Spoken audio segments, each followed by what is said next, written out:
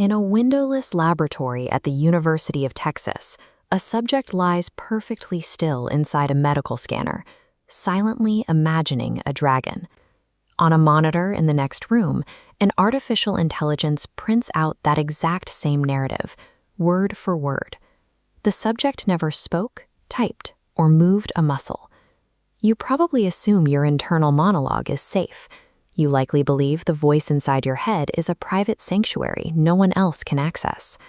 For decades, neuroscientists used fMRI machines to track the electrical storms and blood flow in our heads, but the resulting data was essentially a foreign language.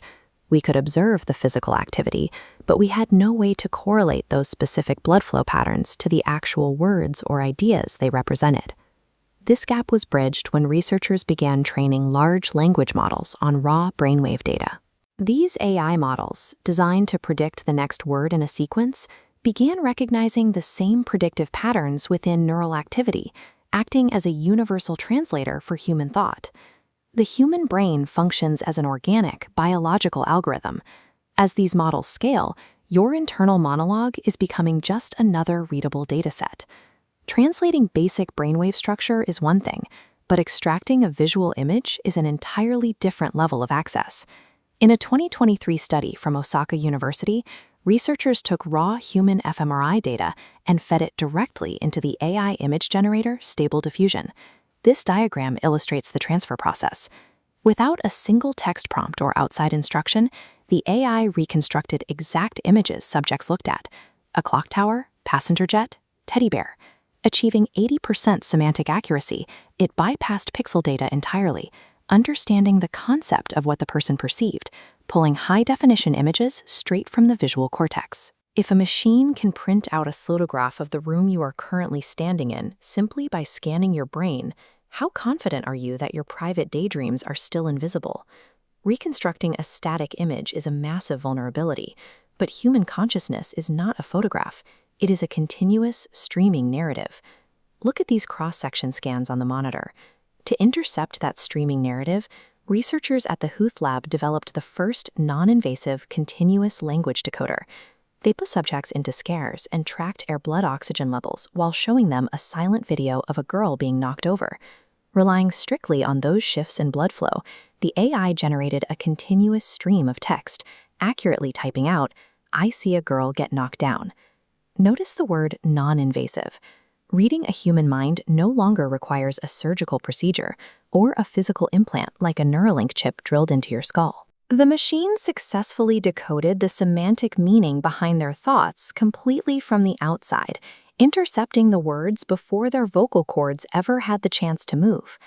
Right now, you might find comfort in the physical limitations of this research. These experiments require multi-million-dollar MRI machines that weigh 10 tons, meaning you are completely safe as long as you avoid a hospital basement. That assumption is already outdated. Meta has introduced a new AI system paired with magnetoencephalography, or MEG, a scanner seen here.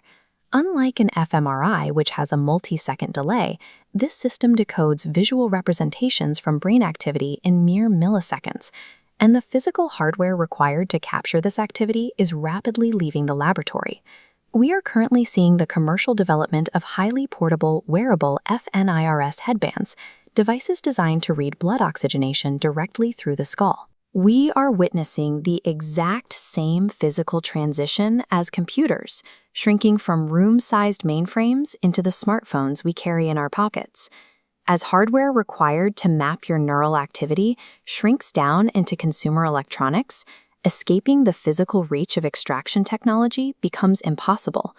With extraction hardware becoming cheaply accessible and software models flawlessly translating thoughts, the complete map of the human mind is now drawn. The economic stakes are incredibly high. The World Economic Forum is already holding discussions on the impending wave of biometric data harvesting, warning that we must urgently establish global rights for cognitive liberty.